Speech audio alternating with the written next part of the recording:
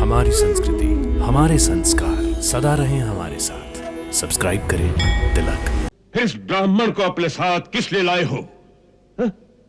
ये अपनी ज्योतिष विद्या से बताएगा कि जो हमारा कार्य कर सके वो कहां मिलेगा और कौन होगा? नहीं महाराज, ये किसी और को नहीं खोजेंगे, ये स्वयं ही जाएंगे। आप ब्राह्मण की शक्ति का अनुभव नहीं कर सकते। ब्राह्मण विद्वान हो तो उसे ऐसे ऐसे मंत्रों का ज्ञान होता है जिसके उच्चारण मात्र से ही वो बड़ी से बड़ी मायावी शक्ति को परास्त कर सकता है।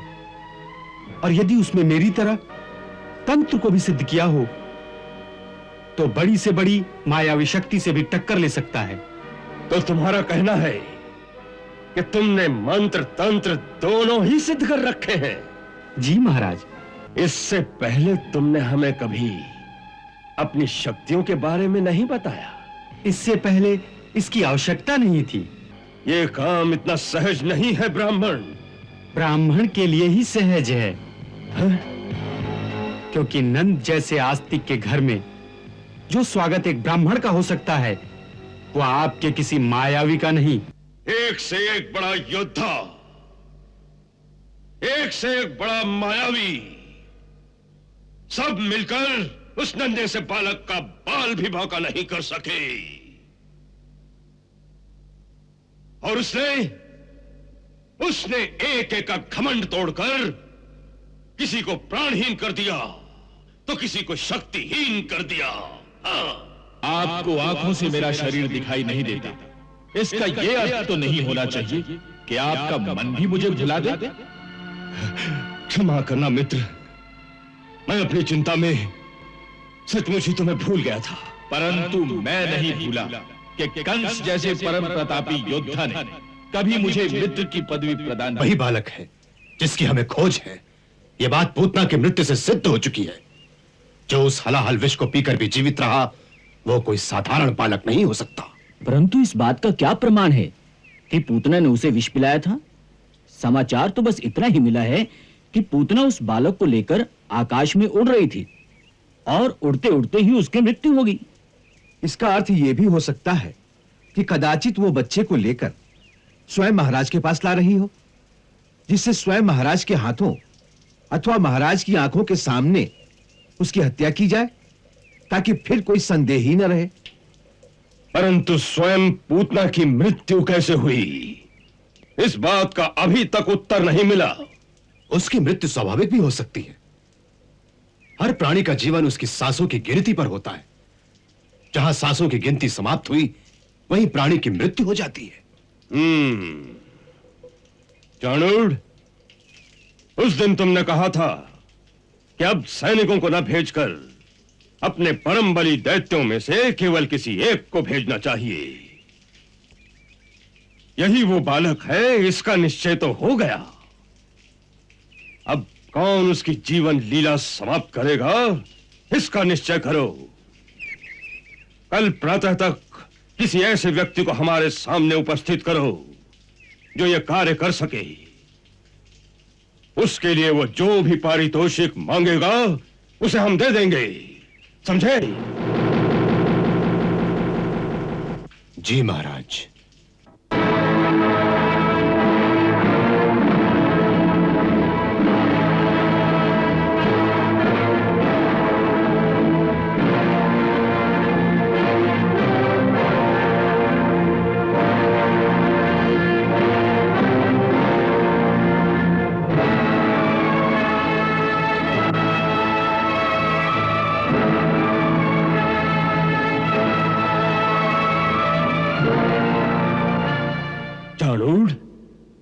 हमारा ये पुरोहित तुम्हारे साथ आया है?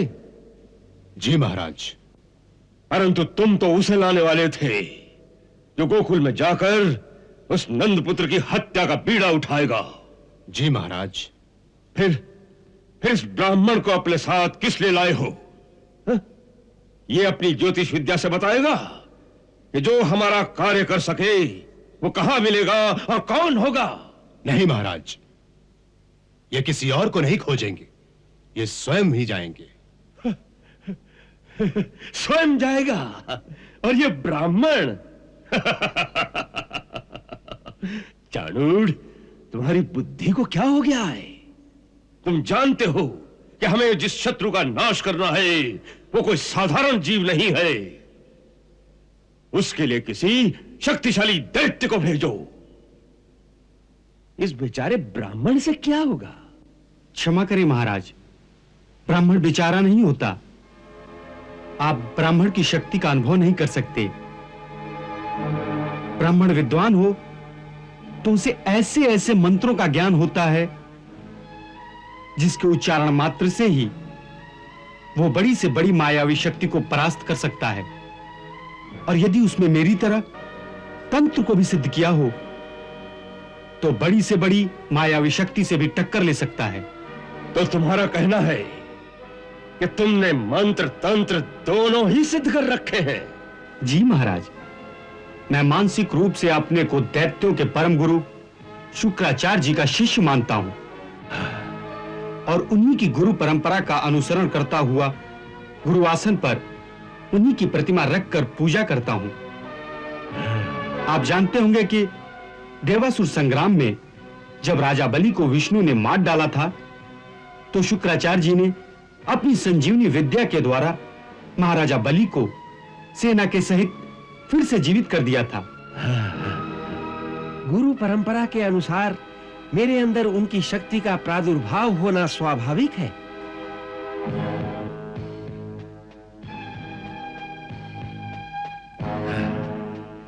इससे पहले तुमने हमें कभी अपनी शक्तियों के बारे में नहीं बताया।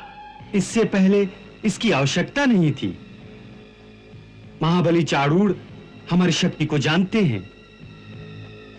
आज उन्होंने बताया कि महाराज को हमारी आवश्यकता है, सो सेवक उपस्थित है।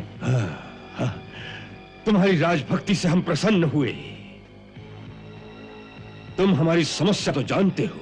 जी हाँ महाराज, इसीलिए मैंने चाणूर को विश्वास दिलाया कि मैं महाराज की चिंता को सहज ही दूर कर दूंगा। ये काम इतना सहज नहीं है ब्राह्मण। ब्राह्मण के लिए ही सहज है, क्योंकि नंद जैसे आस्तिक के घर में जो स्वागत एक ब्राह्मण का हो सकता है वो आपके किसी मायावी का नहीं। वो मुझे स्वयं अपने घर अंदर ले जाएंगे। तुम जानते हो कि हमने वचन दिया है, जो कोई ये कार्य संपन्न करेगा उसे हम मुंह मांगा पारितोषिक देंगे। जी महाराज, और मुझे विश्वास है कि आप अपना वचन निभाने में संकोच नहीं करेंगे। हाँ, तुम्हारा ये विश्वास सत्य है और तुम्हारी ये बात सुनकर हम प्रसन्न भी हुए, क्योंकि ब्राह्मण जब तुम्हारी तरह लोभी हो जाए तो वो कोई भी जघन्य कृत्य करने में संकोच नहीं करता। हाँ, एक लोभी ब्राह्मण और चांडाल में कोई अंतर नहीं होता। हाँ, तुम हमारे काम के व्यक्ति हो। हाँ, कहो कहो यह कार्य कब सिद्ध करोगे? हाँ? कल ही। कल ही? जी, आज रात को ही मैं एक भयानक कृत्य का आवाहन करूंगा और उसी को साथ लेकर कल प्रातः गोकुल पहुंच जाऊंगा।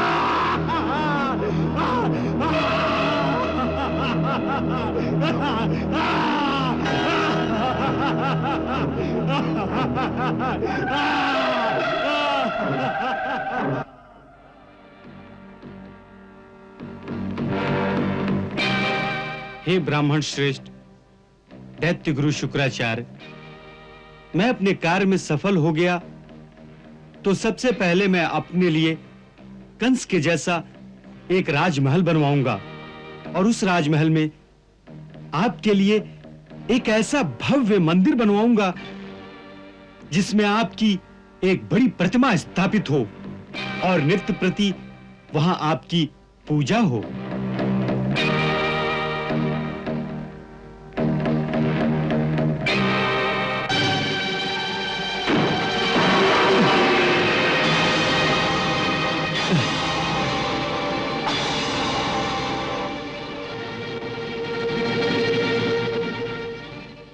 वाह, आपकी बड़ी प्रतिमा बनेगी यह सुनकर पहले ही ये छोटी सी प्रतिमा तोड़ दी। कोई बात नहीं, मैं अपना वचन निभाऊंगा।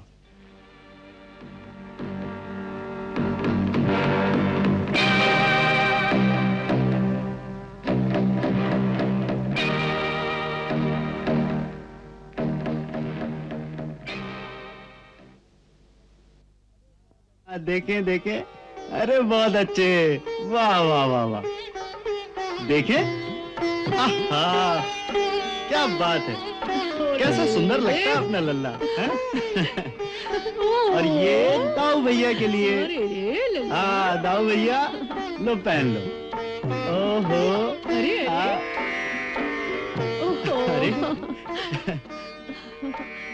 अरे भैया मुंह क्यों घुमाता है? देख छोटे भैया ने कैसे हंसते हंसते सब कुछ पहन लिया है। क्यों रे लल्ला, ताऊ जी का कहना नहीं मानता? देख छोटे ने कैसे पहन लिया। तू तो बड़ा है, दाऊ कहलाता है।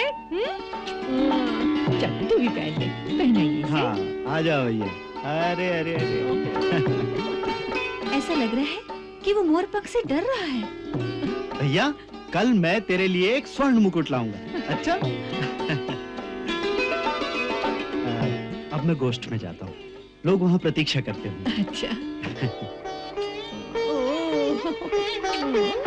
बड़ा नटखट है रे तू।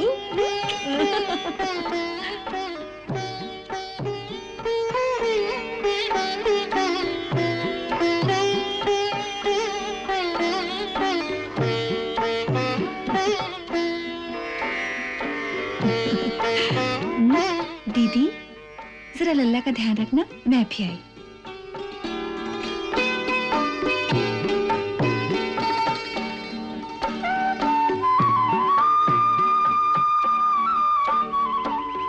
और हाँ, किसी भी अपरिचित व्यक्ति को घर में ना आने देना, स्त्री हो या पुरुष, कोई भी हो। जी। प्रभु भिक्षा भिक्षा भिक्षा भिक्षा।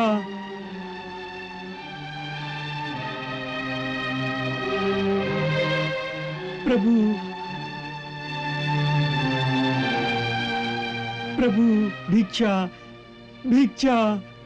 आप कौन हैं? कहां से आए हैं? ब्राह्मण हूं, बाणासुर की नगरी से आया हूं। 2 दिन से कुछ खाने को नहीं मिला है। परंतु रास्ते में मथुरा नगरी तो थी। हाँ, पर उस महानगरी में कंस के भय के मारे ब्राह्मण और गौ का सत्कार कोई नहीं करता। वह अधर्म की नगरी हो गई है। यमुना पार करके इस पवित्र गोकुल धाम में सर्वप्रथम आपके ही द्वार पे आया हूं। कोई धर्मात्मा गृहस्थ लगते हो। आज हमारे एकादशी व्रत का पारायण यदि आपके घर में हो जाए तो ब्राह्मण आशीर्वाद देगा। यदि पुत्रहीन हो तो पुत्रवान हो जाओगे, और यदि पुत्रवान हो तो पुत्र चिरंजीवी हो जाएगा। ऐसा ही आशीर्वाद हमारे लाल को दीजिए ब्राह्मण देवता। हाँ देवता, यदि आपका आशीर्वाद हमारे लल्ला को मिल जाए तो अहो भाग्य। यशोदा, इन्हें भीतर ले जाओ और अच्छी तरह भोजन करा के इन्हें तृप्त कर दो। जी। परंतु रसोई शुद्ध होनी चाहिए। अवश्य, आप आइए, मैं अपने हाथों से रसोई घर को धोकर आपके लिए शुद्ध और पवित्र भोजन तैयार करती हूँ। आइए आइए। आपकी इच्छा अनुसार ही भोजन की व्यवस्था हो जाएगी। और यशोदा जी भोजन के पश्चात इन्हें दक्षिणा भी देना। जी, आप गोष्ठ में जाइए, मैं इनकी सेवा करती हूँ। अच्छी बात है।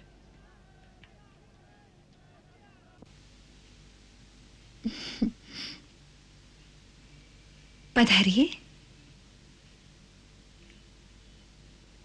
आइए, पधारिए,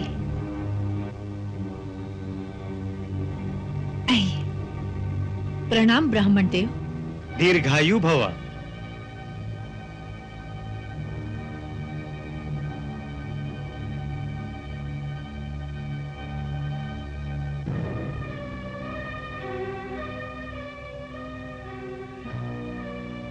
इसकी आवश्यकता नहीं देवी। तपस्वी ब्राह्मण को रेशमी वस्त्र से क्या काम?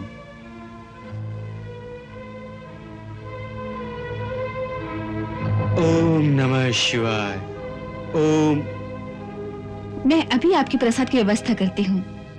आओ दीदी, इनका उपवास है, रसोई घर को धोकर इनके लिए भोजन तैयार करना होगा। चलो। ओम नमः शिवाय। शिवा शिवा शिवा शिवा शिवा शिवा। ओम नमः शिवाय। ओम नमः शिवाय।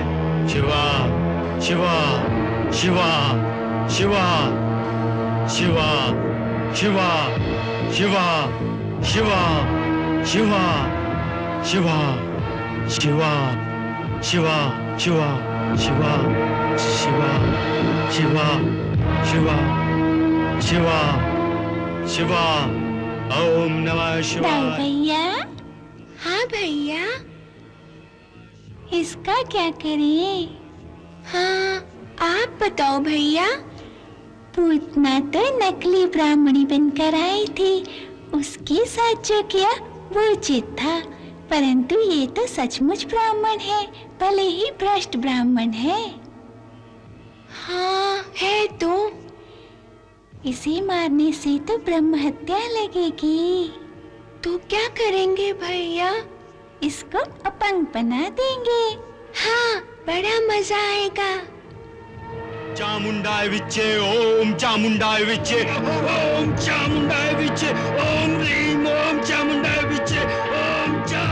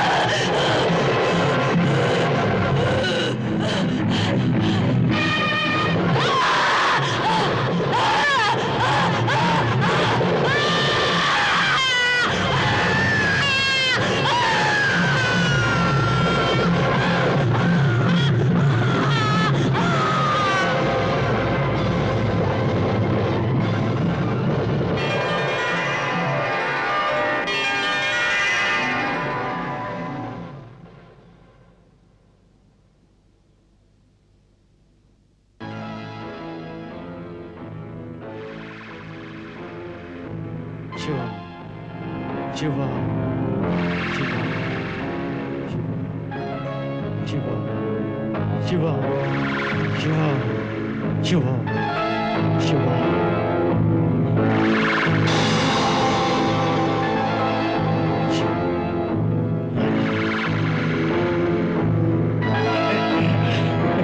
ये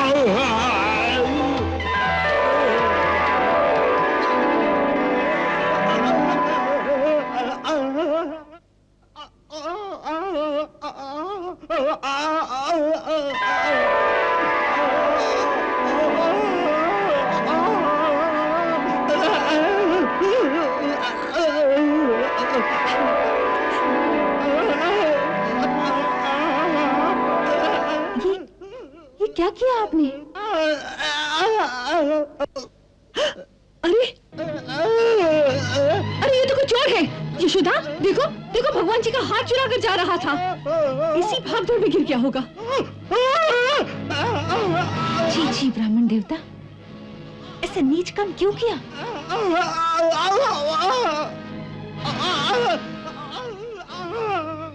चोर चोर चोर चोर चोर आया, चोर! चलो पकड़ो, पकड़ो,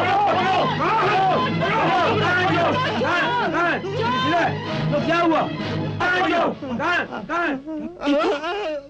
ब्राह्मण बनकर चोरी करने आया था। भगवान जी के गले से हाथ चुरा कर ले जा रहा था।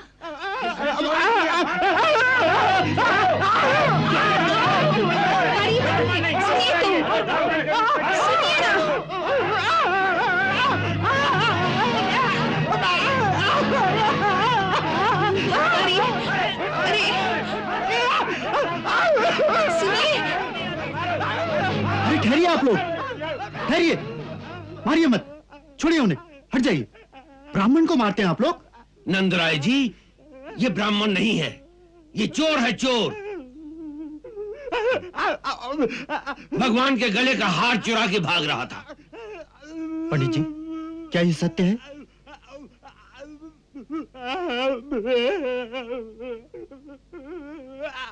परंतु इनकी ये स्थिति कैसे हो गई? बावला हो गया है क्या? नहीं नंद बाबा, यह हार चुराकर भाग रहा होगा। रास्ते में लटकी मटकियों से सिर इतनी जोर से टकरा गया होगा कि इसका दिमाग हिल गया है, इसी से बावला हो गया है। नहीं, पकड़ा गया है इसलिए सब झूठ मूठ का बावलापन है। नहीं नहीं, छोड़ दो इन्हें। ऐसे नीच को कैसे छोड़ दो नंदराय जी? भाई ये ब्राह्मण है, फिर हमारा अतिथि है। नंदराय जी, ऐसे व्यक्ति दया के पात्र नहीं होते। ब्राह्मण होकर ऐसा कुकर्म करे तो और भी नीच है। देखो भाई, नीच कोई अपनी खुशी से नहीं होता, उसके पीछे भी कोई कारण होता है। परंतु इसका क्या कारण है? आपने इसे घर में बुलाया, भाभी ने इसके लिए भोजन तैयार किया और यह हार चुराकर भाग रहा था। ऐसी नीचता का क्या कारण हो सकता है? इसका कारण है इसकी दरिद्रता। संसार में सबसे बड़ा दुख दरिद्रता है, और इस दुख के मारे मनुष्य कोई भी पाप कर सकता है। ये बहुत दुखी दिख रहा था, 2 दिन से भूखा था। धन को देखकर इसका धर्म डोल गया। ये सचमुच दया का पात्र है। और फिर यह भी तो हो सकता है कि स्वयं भगवान को इसकी दरिद्रता पर दया आ गई हो और उन्होंने ही इसके मन में यह हार उठा लेने की प्रेरणा दी हो।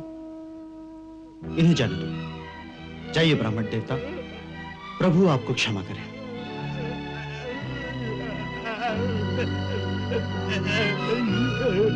ठहरिए, ठहरिए। ये तो लेते जाइए।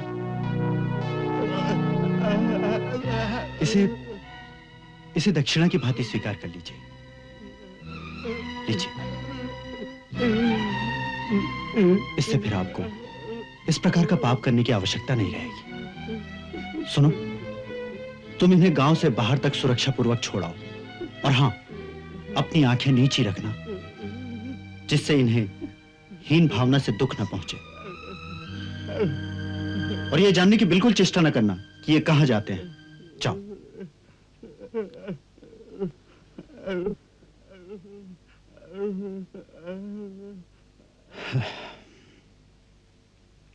जो कुछ वो ले गया उसका ध्यान मत करना। उसे इन बालकों की न्यौछावर समझ लेना।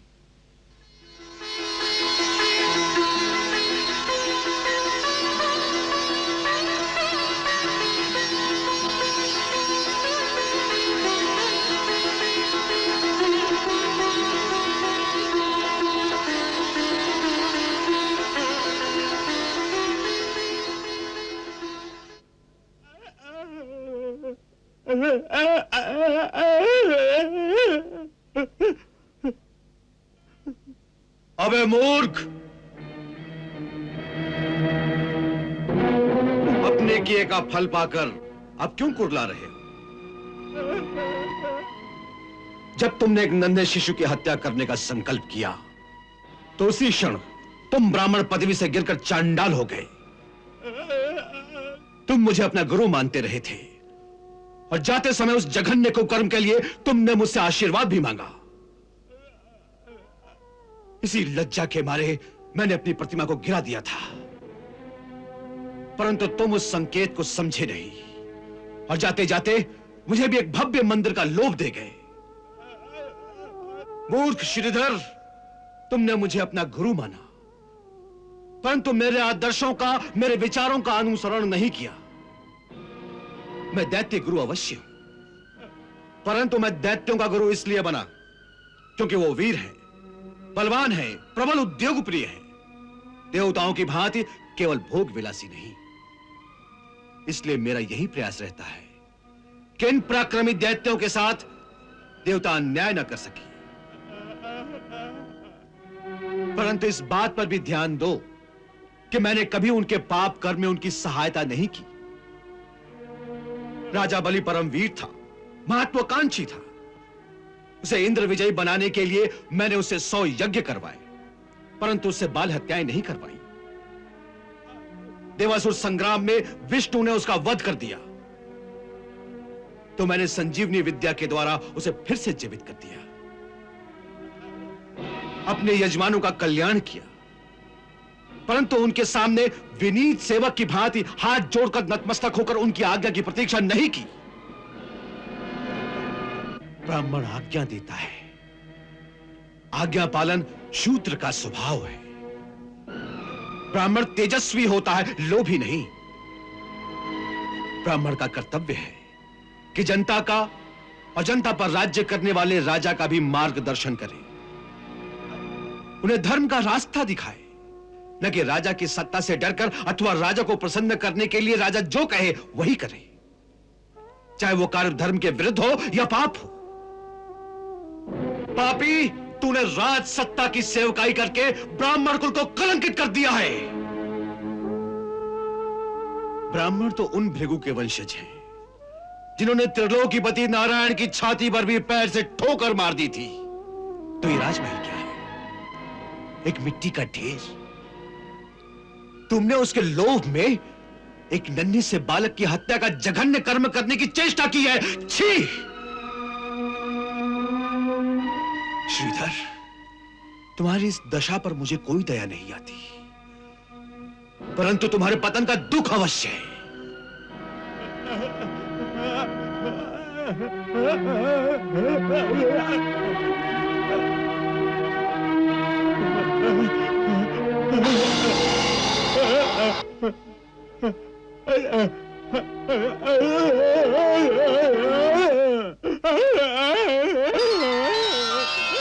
श्रीधर,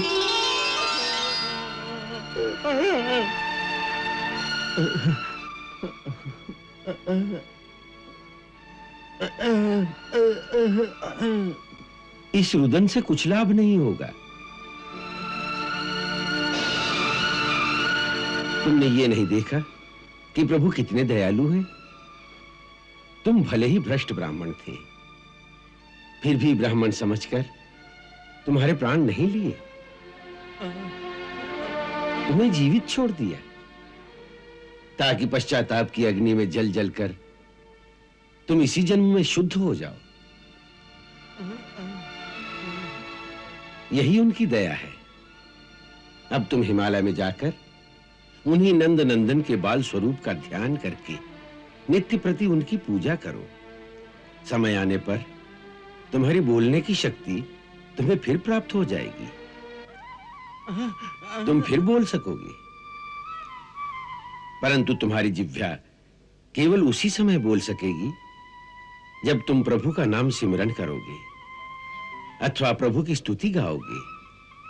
और कुछ बोलने की शक्ति तुम्हारी जिह्वा में अब कभी नहीं आएगी। श्रीधर, प्रभु का स्वभाव ही ऐसा है, वो अहित करने वाले का भी हित करते हैं, शत्रुओं से भी मित्रता करते हैं। देखो, ये भी उनकी कितनी दया है कि केवल प्रभु नाम स्मरण के कारण ही अंत समय में तुम्हारी मुक्ति हो जाएगी। श्री कृष्ण गोविंद हरे मुरारे, केवल इसी मंत्र का जाप करते रहो। श्री कृष्ण गोविंद हरे मुरारे, श्री कृष्ण गोविंद हरे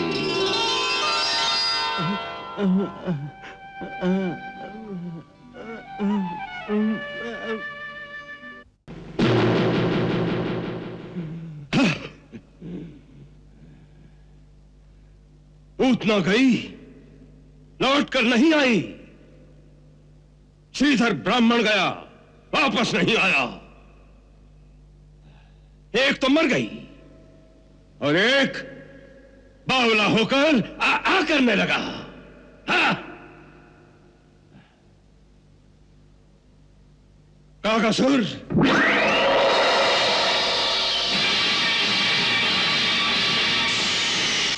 आज्ञा महाराज।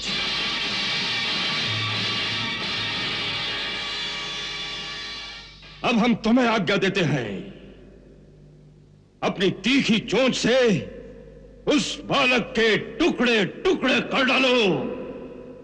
जाओ। जो आज्ञा महाराज।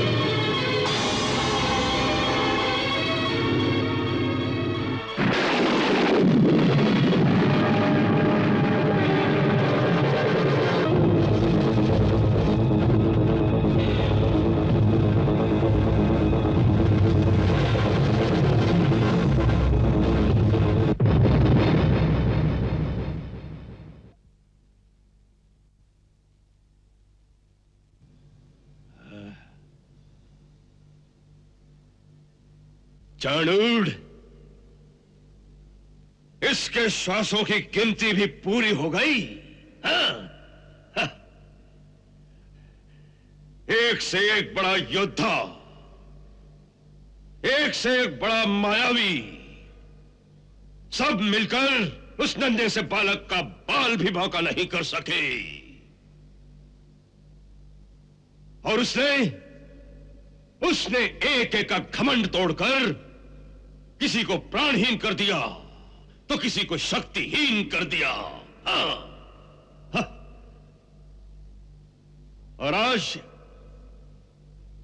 इस कागासुर की विशाल देह को हमारे ही दरबार में फेंक कर जैसे हमें चुनौती दी कि इससे बड़ा कोई वीर हो तो अब उसे भेजो।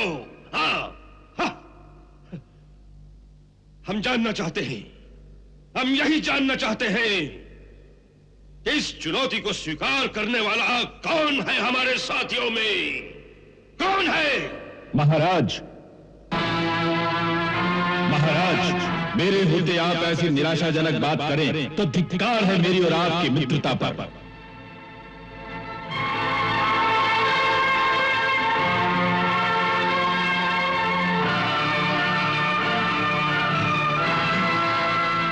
उत्कच।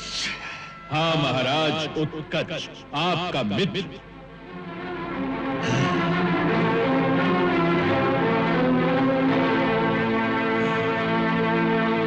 उत्कच, मेरे मित्र, तुम ठीक समय पर आ गए।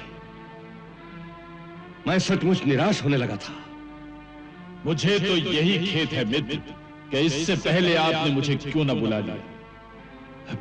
आपको आंखों से मेरा शरीर दिखाई नहीं देता, इसका यह अर्थ तो नहीं होना चाहिए कि आपका मन भी मुझे भुला दे।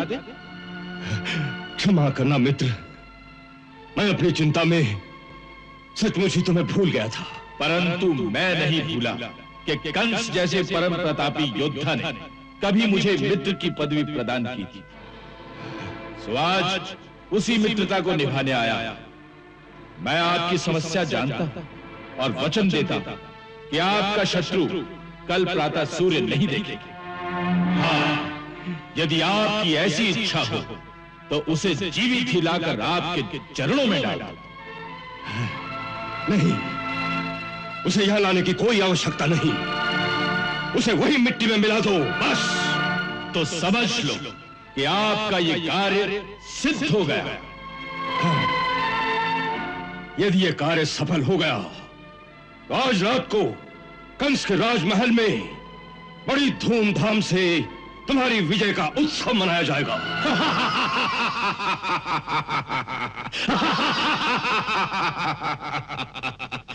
ये यदि का शब्द मेरी शब्दावली में नहीं है।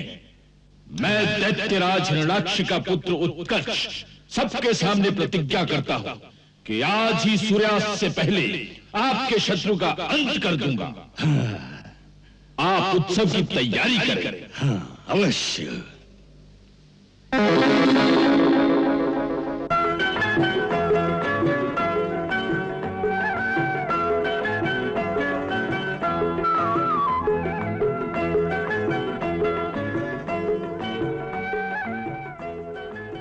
यशोदा जी भीतर आओ। आई दीदी।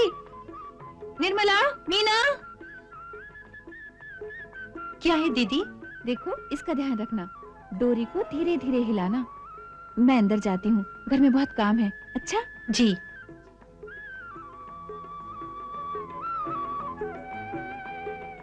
मिर्ची को अच्छी तरह फैलाना चाहिए, धूप लगनी चाहिए ना, ऐसे।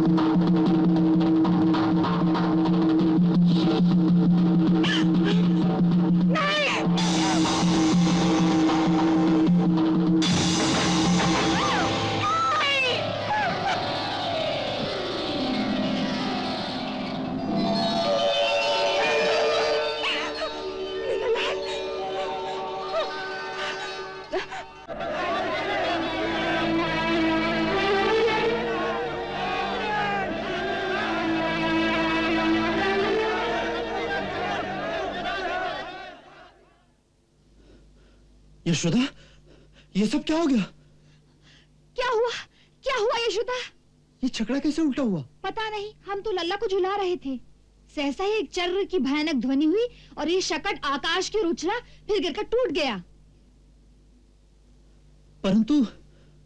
परंतु इसे ऊपर उछाला किसने? लल्ला ने। लल्ला ने? तेरी बुद्धि तो ठिकाने है? मैं सत्य कहती हूँ, मैंने यही देखा कि लल्ला ने पैर का अंगूठा लगाया और ये शकट ऊपर उछल गया। परंतु बालक, अपने अंगूठे से इतना बड़ा शकट कैसे उलट सकता है? तेरी मति तो नहीं मारी गई है। नंद बाबा, पुत्र के हाथों से दान दक्षिणा दीजिए। एक बड़ा ग्रह आने वाला था, वो प्रभु की कृपा से टल गया। बस इसे किसी की कुदृष्टि लग गई है। तुम ठीक कहते हो। इन 2 महीनों में कितनी बार इसके प्राण बचे। हम कल ही गुरुदेव शांडिल्य के पास जाएंगे और उनसे पूछेंगे कि इसकी जन्म कुंडली में ऐसा कौन सा ग्रह है जिसके कारण बार बार इसके प्राण संकट में पड़ जाते हैं।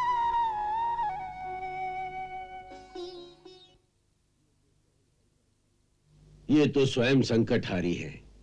इनके प्राणों को संकट में डालने की शक्ति किसी ग्रह में नहीं है। फिर क्यों बार बार ऐसी बाधाएं आती हैं मेरे लाल पर? गुरुदेव, मैं बहुत डर गई हूं। माता, तू इनकी विशालता को, इनकी शक्ति को नहीं पहचानती। ये वो है जो हम सब की आत्मा में प्रकाशमान है, जो धरती के कण कण में प्रतिबिंबित है।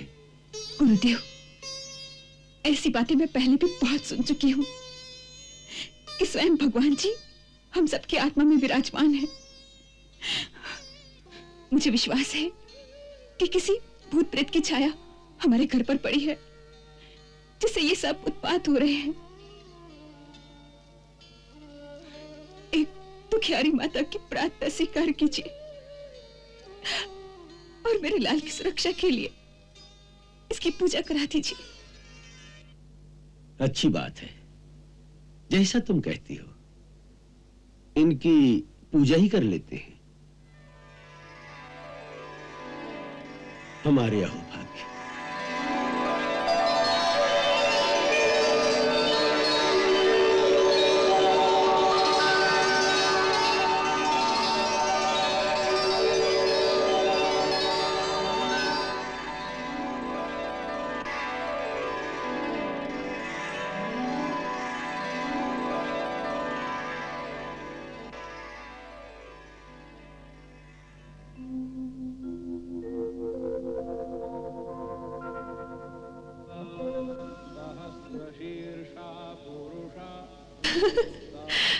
वाह, क्या लीला है आपकी।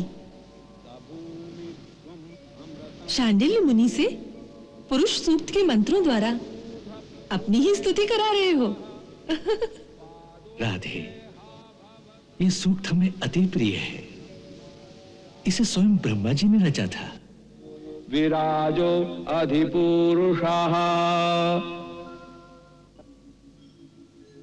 नाथ, कहते हैं जिसके भाग्य उदय होते हैं उसी को आपके द्वारा मृत्यु की प्राप्ति होती है, क्योंकि आपके हाथों मरने वाले को तो परम गति प्राप्त होती ही है। उस क्रूर दैत्य उत्कच ने ऐसा कौन सा पुण्य कर्म किया था जिसके कारण उसने आपके श्री चरणों में मृत्यु पाई? उसने कोई पुण्य कर्म नहीं किया था। तो फिर? हमने तो अपने परम भक्त महर्षि लोमश की वाणी को सत्य करने के लिए ही उसका उद्धार किया था। वो कैसे? चाक्षुष मनवंतर में जिन दैत्यराज हिरण्याक्ष का उद्धार करने और पृथ्वी को समुद्र से निकालने के लिए हमने वारा रूप धारण किया था, ये उत्कच उसी हिरण्याक्ष का बड़ा लाडला पुत्र था। उसे अपनी विशाल देह पर बड़ा अभिमान था। और ऋषियों के आश्रमों में बड़ा उत्पात मचाया करता था। एक दिन महर्षि लोमश के आश्रम में उसने अपने शरीर की रगड़ से सारे वृक्ष गिरा दिए।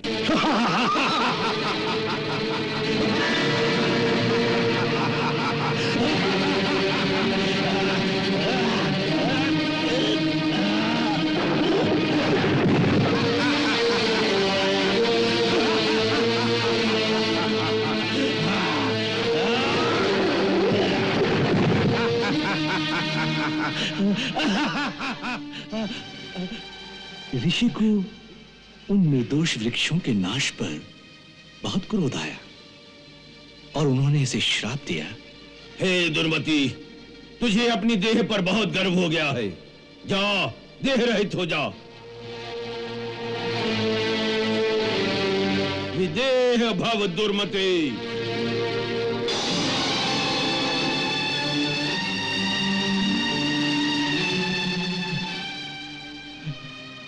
ये क्या हो गया? नहीं, क्षमा क्षमा महर्षि, मुझसे अपराध हो गया, मुझे क्षमा कर दीजिए महर्षि, मेरा अपराध क्षमा करें। दैत्य स्वभाव के कारण मुझसे भूल हो गई महर्षि, परंतु ऋषियों का स्वभाव तो क्षमाशील होता है। मेरा उद्धार कीजिए, क्षमा क्षमा कीजिए महाराज, क्षमा कीजिए, क्षमा कीजिए महर्षि, क्षमा कीजिए, मेरा उद्धार कीजिए, क्षमा क्षमा कीजिए महाराज। मूर्ख बालक, मेरा श्राप तो अमोघ है, टल नहीं सकता, परंतु तूने उद्धार की प्रार्थना की है, सो उद्धार तेरा अवश्य होगा। अब तू इस वायु शरीर के साथ ही व्यवस्थ मनवंतर के 28वें द्वापर युग तक भटकता रहेगा। उस समय स्वयं भगवान श्री कृष्ण के चरण स्पर्श से तेरा पूर्ण उद्धार हो जाएगा।